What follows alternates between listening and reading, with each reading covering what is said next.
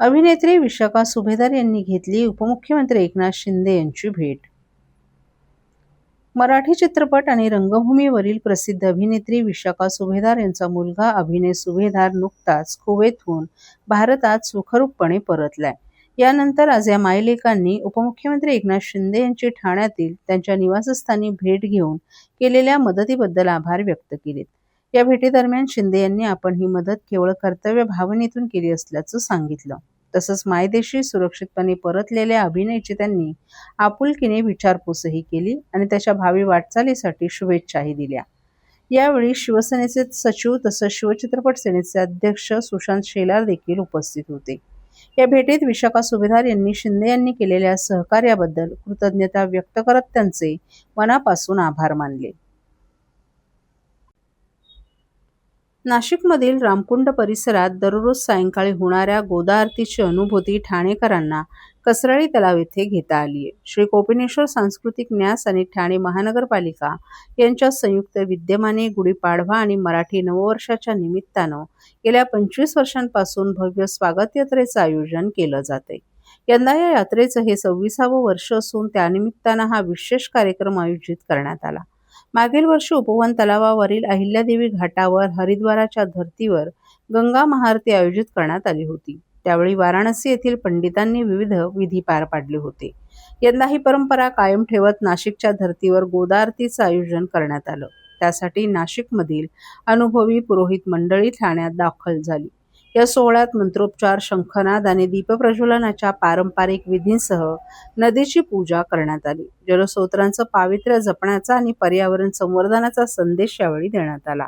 नाशिकला जाऊन आरतीचा अनुभव घेता न आलेल्या अनेक नागरिकांनी या सोहळ्यात मोठ्या संख्येनं सहभाग घेतला.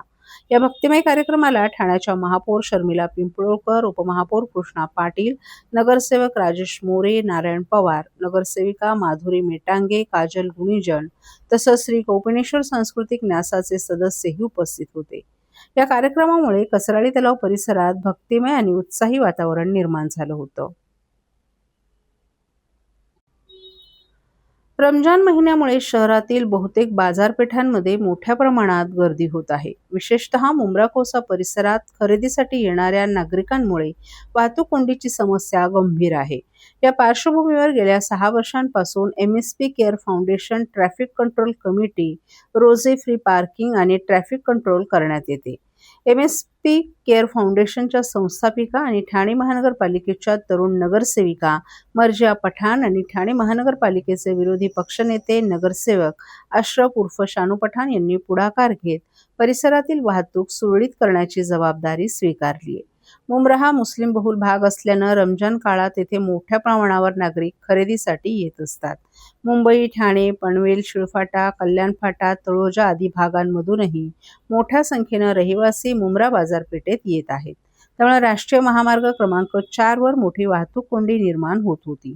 विशेषतः रात्रीच्या वेळी स्टेशन ते कौसा या सुमारे 3 किलोमीटर अंतर पार करण्यासाठी वाहनांना 1.5 तासाहून अधिक वेळ लागत होता. या समस्येवर तोडगा काढण्यासाठी नगरसेविका मर्जिया पठाण आणि विरोधी पक्षनेते अशरफ शानू पठाण यांनी सुमारे 200 तरुणांची फौज उभी केली आहे. हे स्वयंसेवक दर 200 मीटर अंतरावर उभे राहून वाहतूक नियोजन करण्याचं काम करत आहेत. विशेष म्हणजे कायदा आणि सुव्यवस्था राखण्यासाठी मर्जिया पठाण स्वतः देखील रात्रभर रस्त्यावर थांबून पोलीस यंत्रणेला मदत करत आहेत. त्यांच्या या पुढाकारामुळे रमजान काळातील वाहतूक कोंडी कमी करण्यास मदत होत असल्याची भावना नागरिकांकडून व्यक्त केली जाते. या उपक्रमाविषयी अधिक माहिती नगरसेविका मर्जिया पठाण आणि विरोधी पक्षनेते अशरफ शानू पठाण यांनी प्रसारमाध्यमांशी बोलताना दिली. सुरू आहे, पण मुंब्र्यामध्ये वाहतूक कोंडीचा सामना करावा लागतो. मात्र दरवर्षी आपण स्वतः रस्त्यावर उतरून ही वाहतूक कोंडी दूर करत असता. काय सांगाल याबद्दल?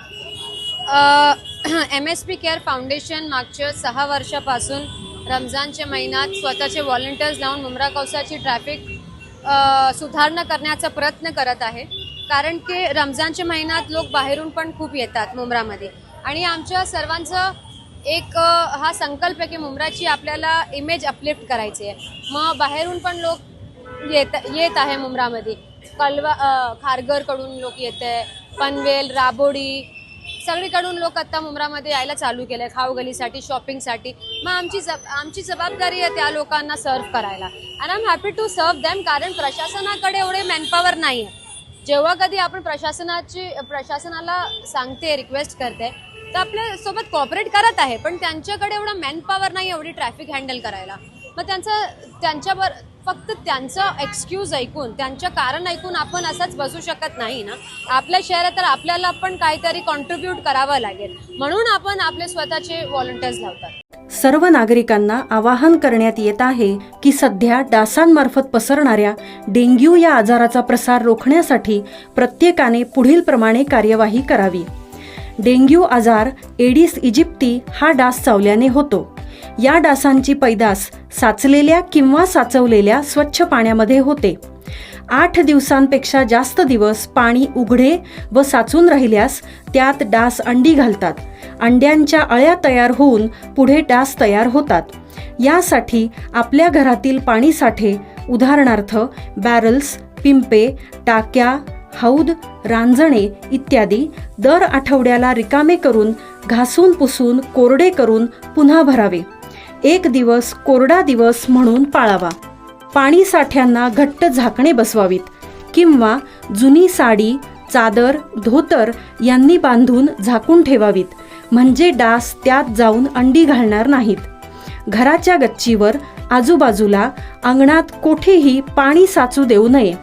भंगार सामान उघड्यावर टाकू नये. उदाहरणार्थ टायर्स, प्लास्टिक सामान, कुंड्या, टाकाऊ वस्तू इत्यादी. अशा सामानात पावसाचे पाणी साठून त्यात डेंग्यूच्या डासांची पैदास होते. घरातील कूलर्स, फ्रीजच्या पाठीमागील ट्रे हे देखील वेळोवेळी कोरडे करावेत. लक्षात ठेवा, नुसत्या फवारणीने डास घनता कमी होत नाही, तर त्यासाठी डास पैदास ठिकाणे नष्ट करणे ही आपल्या सर्वांची जबाबदारी आहे. कोणताही ताप अंगावर न काढता जवळच्या शासकीय रुग्णालयात मोफत औषधोपचार घ्या. अशा प्रकारे नागरिकांनी सहकार्य केल्यास डेंग्यूचा प्रसार रोखणे सहज शक्य आहे.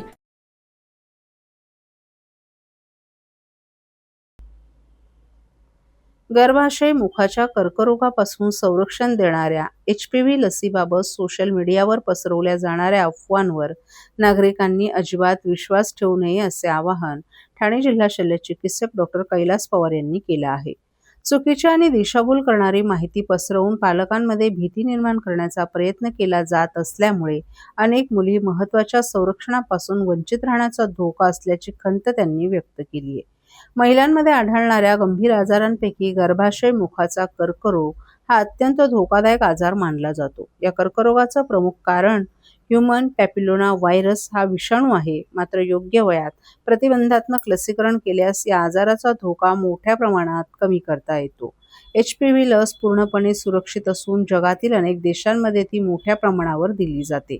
आतापर्यंत या लसीचे गंभीर दुष्परिणाम आढळले नाहीत. त्यामुळे सोशल मीडियावर पसरवल्या जाणाऱ्या अफवा किंवा चुकीच्या माहितीकडे नागरिकांनी दुर्लक्ष करावं.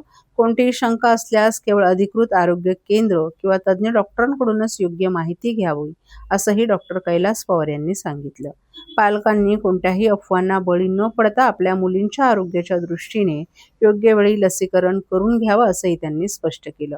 दरम्यान गर्भाशय मुखाच्या कर्करोगापासून संरक्षणासाठी HPV लसीकरणाबाबत जनजागृती करण्यासाठी आरोग्य यंत्रणा सक्रिय झाली आहे. आता 14 वर्ष पूर्ण वयोगटातील मुलींना ही लस सरकारी रुग्णालयांमध्ये मोफत उपलब्ध करून देण्यात आली आहे. त्यामुळे पालकांनी पुढाकार घेऊन आपल्या मुलींचं लसीकरण करून घ्यावं, असंही डॉक्टर पवार यांनी सांगितले. आरोग्य तज्ज्ञांच्या मते योग्य वयात HPV लसीकरण केल्यास भविष्यात गर्भाशय मुखाच्या कर्करोगाचा धोका मोठ्या प्रमाणात टाळता येतो. ही लस सुरक्षित, प्रभावी आणि जगभर मान्यताप्राप्त असल्यानं नागरिकांवर अफवांवर विश्वास ठेवण्याऐवजी वैज्ञानिक माहितीवर विश्वास ठेवणं गरजेचं असल्याचंही त्यांनी सांगितलं. स्टेट लेवलचं HPV वॅक्सिनेशन लॉन्च करण्यात आलं आहे. तुम्हाला माहिती जर असेल तर HPV vaccine, human papilloma virus हा जो वॅक्सिन आहे खूप महाग आहे. तो इझिली अवेलेबल नव्हता. बऱ्याच वर्षी आम्ही पेडियाट्रिशियनकडे जेव्हा प्रायव्हेट प्रॅक्टिशनरकडे जातात डॉक्टर्स, तेव्हा ते इंजेक्शन घेतलं जातं. खूप महाग आहे, 10,000च्या वरती कॉस्ट आहे. तीच वॅक्सिन गव्हर्नमेंटनी फ्रीमध्ये अवेलेबल केली आहे. ती वॅक्सिन अत्यंत महत्त्वाची आहे आम्ही ज्यांचे 14 वर्षे कंप्लीट झाले, 15 वर्षाला काही दिवस 15 वर्ष 14 ते 15 वर्ष जे आहेत नाही त्यांना हे वॅक्सिन द्यायचं आहे मुलींना. त्यांना हे वॅक्सिनेशन फ्रीमध्ये सगळ्या सरकारी दवाखान्यामध्ये अवेलेबल आहे. जास्तीत जास्त लोकांनी त्याचा फायदा घ्यायला पाहिजे.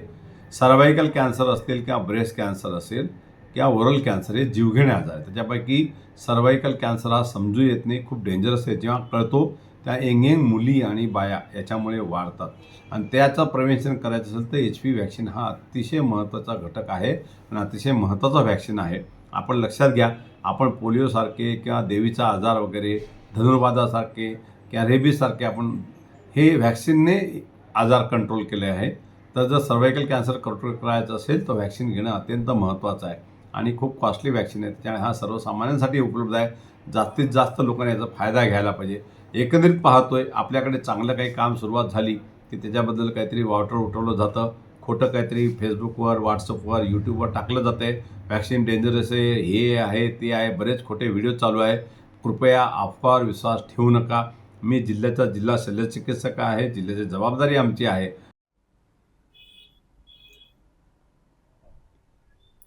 ठाणे महापालिका परिवहन उपक्रमामार्फत शहरात सार्वजनिक वाहतुकीची सुविधा उपलब्ध करून देण्यात येते.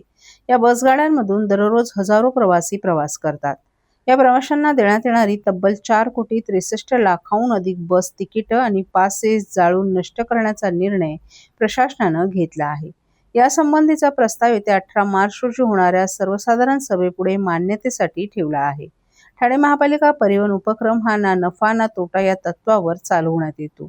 TMTच्या ताफ्यात 407 बसगाड्या आहेत. त्यापैकी 370 ते 380 बसगाड्या दररोज प्रवासी वाहतुकीसाठी उपलब्ध करून देण्यात येतात. शहरातील प्रवाशांची संख्या लक्षात घेता या बसगाड्यांची संख्या पुरेशी नाही. त्यामुळे ताफ्यातील बसगाड्यांची संख्या वाढवण्यावर भर देण्यात येत आहे.